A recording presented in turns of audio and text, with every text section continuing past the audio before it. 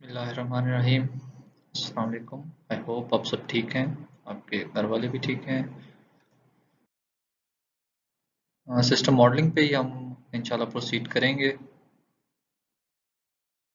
आज का जो लेक्चर होगा वो सीक्वेंस डायग्राम्स के ऊपर होगा। लास्ट टाइम हमने कुछ यूज केस डायग्राम्स के बारे में देखा था। ठीक है। आज का जो हमारा लेक्चर होगा वो पूरे का पूरा सीक्वेंस डायग्राम्स के ऊपर ही होगा। Sequence diagrams are part of UML and are used to model the interaction between the actor and the objects within a system। या तो एक तो बात यह है कि आपका जो जहाँ पर सीक्वेंस डायग्राम होगी वो UML के अंदर किस तरह से हेल्प करती है कि वो आपके जो एक्टर्स हैं उनका इंटरेक्शन जो सिस्टम के साथ है उनको देख रही होती है। तो सीक्वेंस डायग्राम में आपको देखना ये है सिर्फ कि आपका जो एक्टर है वो कैसे इन्वॉल्व हो रहा है सिस्टम के ऑब्जेक्ट्स के अंदर और उनको कैसे जो वर्कआउट उनके अंदर हो रहा है वो किस तरह से वो देख रहा है उसको। सो यहाँ पर अगर हम बात करें तो जो यूज केस डायग्राम्स हमने पढ़ी थी उसमें जो हमारे पास एक एलिप्स बनता है एक, तो वो एक यूज केस की एक डायग्राम होती है। ठीक है। जो एक एलिप्स है, ठीक है, वो एक उससे हमारे पास यूएमएल की सीक्वेंस डायग्राम बनती है। A sequence diagram shows the sequence of interaction that take place during a particular use case or use case instance। तो जो एक यूज केस हमारा चल रहा होता है, एक यूज केस, ये याद रखना है, पूरी यूज केस डायग्राम नहीं बल्कि सिर्फ एक यूज केस जो है उसके लिए हमारा जो इंटरेक्शन है वो सीक्वेंस डायग्राम के अंदर आएगा। ठीक है। मीन्स के जैसे हमारे पास लास्ट टाइम हमने देखा था कि ट्रांसफर डाटा, ये हमारे पास एक यूज केस था। तो ट्रांसफर डाटा के लिए जब हमारा यूजर क्लिक करता है ट्रांसफर डाटा के ऊपर या उसके लिए उस प्रोसेस को स्टार्ट करता है तो उसके अंदर कौन कौन से सीरीज ऑफ एक्शंस परफॉर्म होते हैं ये हमने देखना है सीक्वेंस डायग्राम्स के अंदर। The objects and actors involved are listed along the top of the diagram with a dotted line drawn vertically from these. Interaction between objects are indicated by annotated arrows। अब जब आपने diagram draw करनी है तो उसमें जो actors हैं और ऑब्जेक्ट्स हैं वो सारे के सारे आएंगे हमारे टॉप के ऊपर, और जो इंटरेक्शन है ऑब्जेक्ट्स की, ठीक है, उनको हम एरोस के थ्रू शो करेंगे। जब आप इसकी डायग्राम देखेंगे तो आपको इस चीज़ की बेहतर समझ आ जाएगी। Sequence diagram for view patient information, जो हमारे पास लास्ट हमने डिस्कस किए हैं कुछ स्लाइड्स में, उसके मुताबिक हमारे पास क्या था कि जो टॉप है वहाँ पर हमारे पास क्या आते हैं, ऑब्जेक्ट्स एंड एक्टर। अब ये जो एक्टर है हमारे पास, ठीक है, मेडिकल रिसेप्शनिस्ट है, जो भी आपके पास यूज़ केस होगा उसका आपने जो एक्टर है, ठीक है, वो आपने यहाँ पर इस तरह से मेंशन करना है, और उसका जो रोल है, रोल मीन उसका जो नाम है जो आपने रखा हुआ है उसको आप यूज़र कह रहे हैं, एडमिन कह रहे हैं, उसको आप मेडिकल रिसेप्शनिस्ट कह रहे हैं, उसको स्टूडेंट कह रहे हैं, उसको टीचर कह रहे हैं, जो भी आप उसको नाम दे रहे हैं, ठीक है, वो नाम आपने उसका यहाँ पर टॉप पे लिखना है। उसके बाद आगे आपके पास आ जाते हैं दो ऑब्जेक्ट्स। ये इस केस में दो ऑब्जेक्ट्स हैं, कोई और केस हो तो उसमें मे बी इससे भी ज़्यादा ऑब्जेक्ट्स मौजूद होंगे। ठीक है। ये ऑब्जेक्ट्स कैसे आएंगे आपके पास, ये आपको जो स्ट्रक्चरल हमारे पास मॉडल्स होते हैं उनमें से आपको ये आइडेंटिफाई करने हैं कि कौन सी चीज़ कहाँ पर यूज़ होगी। ठीक है, वो आपको स्ट्रक्चरल मॉडल में इसकी डिटेल मिल जाएगी इंशाल्लाह। अब यहाँ पर जो है आपके पास एक ऑब्जेक्ट है पेशेंट इन्फो और एक ऑब्जेक्ट है मेंट केयर डीबी।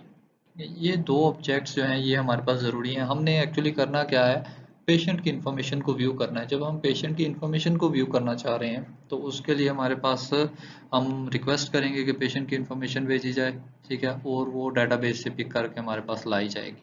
ठीक है। अब जो चीज़ इम्पॉर्टेंट है वो ये है कि जो ऑब्जेक्ट्स हमारे पास हैं, ये जो इनको जो है क्लासेस भी कहा जाता है।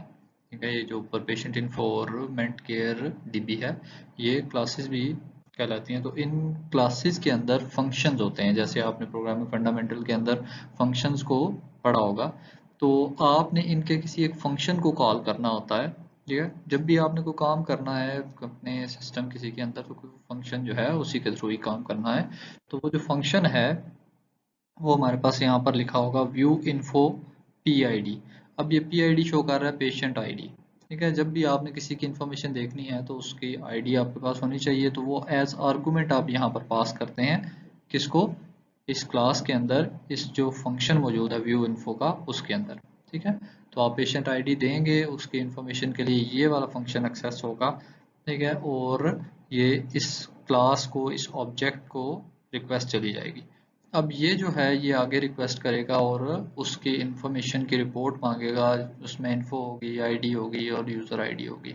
किस यूज़र ने मांगी है, किस पेशेंट के बारे में मांगी गई है और क्या इंफॉर्मेशन मांगी गई है, ये आगे से हम उससे रिक्वेस्ट करके ये चीज़ गेट करने की कोशिश करेंगे। ठीक है, अब ये अभी तक अगर आप देखें तो हमने रिक्वेस्ट की है यहाँ से व्यू इन्फो की। ठीक है, और उसने आगे जो है रिपोर्ट के लिए डेटाबेस को रिक्वेस्ट भेजी है। तो अभी तक हमारे पास जो हमारा गोल था इस यूज़ केस का, व्यू पेशेंट इंफॉर्मेशन, इसका गोल ये है कि हमारे पास इंफॉर्मेशन जो है वो विजिबल हो जाए। तो अगर आप इस सीक्वेंस डायग्राम को देखते हैं यहाँ तक, तो ये गोल सेटिस्फाई नहीं हुआ। तो आप क्या करेंगे, इसको नेक्स्ट आप देखें, अगर यहाँ पर अगर आप देखें तो जब आप रिक्वेस्ट कर रहे हैं, ठीक है, रिपोर्ट करने के लिए, तो वहाँ पर आपको ऑथराइजेशन रिक्वायर्ड है। ठीक है, आपको यूज़र आईडी देखनी पड़ेगी कि ये पर्सन जो रिक्वेस्ट कर रहा है क्या वो ऑथराइज्ड भी है इस इंफॉर्मेशन के लिए कि नहीं। ठीक है, अब ये चीज़ किसने डिसाइड करनी है कि ऑथराइजेशन चेक करनी है, एज अ डेवलपर आप लोगों ने इस चीज़ को इंश्योर करना है कि जो पर्सन डेटाबेस में से डाटा एक्सेस करना चाह रहा है क्या वो ऑथराइज्ड भी है कि नहीं। ठीक है, हमने यहाँ पर जो यूज़र आईडी है ये इसीलिए पास की थी ताकि उसको चेक किया जाए कि वो जो यूज़र आईडी है क्या वो वाकई ऑथराइज्ड है कि नहीं।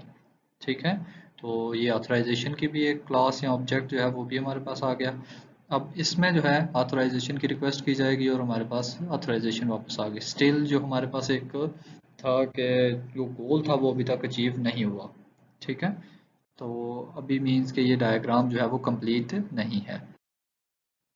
ओके जी, अब यहाँ पर अगर आप देखें तो हमने रिक्वेस्ट की थी, जैसे कि व्यू पेशेंट इंफॉर्मेशन का जो यूज़ केस था उसमें व्यू इन्फो का हमने फंक्शन कॉल किया जो कि इस ऑब्जेक्ट के अंदर था, पेशेंट इन्फो के अंदर। वहाँ से हमने इस फंक्शन को कॉल किया, उसको आईडी पास की, फिर इस ऑब्जेक्ट ने आगे इस ऑब्जेक्ट को कॉल किया रिपोर्ट के फंक्शन के थ्रू, और इसमें इंफॉर्मेशन जो रिक्वायर्ड है उसका बोला गया और PID बताई गई और यूज़र आईडी भी बताई गई। यूज़र आईडी के ऑथराइजेशन चेक की गई आगे। ठीक है, डेटाबेस ने आगे ऑथराइजेशन चेक की। अब ऑथराइजेशन जब आ जाती है तो इसमें हमारे पास दो सिनेरियो बनते हैं। ठीक है, या तो वो बंदा ऑथराइज्ड है या बंदा ऑथराइज्ड नहीं है। ठीक है, तो उसके लिए जब हम डायग्राम ये बनाते हैं तो ये एक बॉक्स यूज़ करते हैं। जब भी हमारे पास अल्टरनेटिव होगा, अल्टरनेटिव मीन्स के आपके पास दो फ्लोज बन सकते हैं कि या तो पर्सन ऑथराइज्ड है या वो पर्सन पर्सन ऑथराइज्ड नहीं है, मीन्स के ऑथराइजेशन ओके और ऑथराइजेशन फेल। तो इसमें क्या होगा हमारे पास, पेशेंट इन्फो अगर तो वो ऑथराइज्ड है तो उसको पेशेंट इन्फो दे दी जाएगी, और अगर वो पर्सन ऑथराइज्ड नहीं है तो हम यहाँ पर एरर मैसेज जो है वो शो कर देंगे। अब ये जो एरर मैसेज है, ठीक है, इसमें जैसे यहाँ पर लिखा हुआ है नो एक्सेस, आप जो मैसेज यहाँ पर देना चाहते हैं वो दे सकते हैं। जैसे आप लिखते हैं यू आर नॉट ऑथराइज्ड, वो आप इसके अंदर लिखते हैं, इस फंक्शन के अंदर आप एक्चुअली एरर का फंक्शन कॉल कर रहे हैं और उसमें जस्ट बता रहे हैं कि ये जो इन्फॉर्मेशन है ये डिस्प्ले कर दी जाए, और इस केस में आप वो पेशेंट की इन्फॉर्मेशन जो है वो पेशेंट इन्फो को भेज रहे हैं। ठीक है, तो हमारे पास दो फ्लोज यहाँ पर बनते हैं, ऑथराइजेशन ओके और ऑथराइजेशन फेल, और उस केस में हमारे पास ये दो चीज़ें बन जाती हैं। ठीक है, अब एक और चीज़ इसमें मिसिंग है, वो ये है कि आपके पास जैसे कि यहाँ पर आप कहें कि ये ऑथराइजेशन आपकी हो गई। ठीक है, अब ऑथराइजेशन के लिए जो यूज़र आईडी है वो कहाँ से आएगी इसके पास, जो यहाँ पर पर्सन है, ठीक है, जो एंटर कर रहा है उसने तो सिर्फ पेशेंट आईडी दी थी। ठीक है, उसकी यूज़र आईडी कहाँ से आएगी, इसके लिए हमें मज़ीद चीज़ें। ओके जी, ये था हमारा आज का लेक्चर।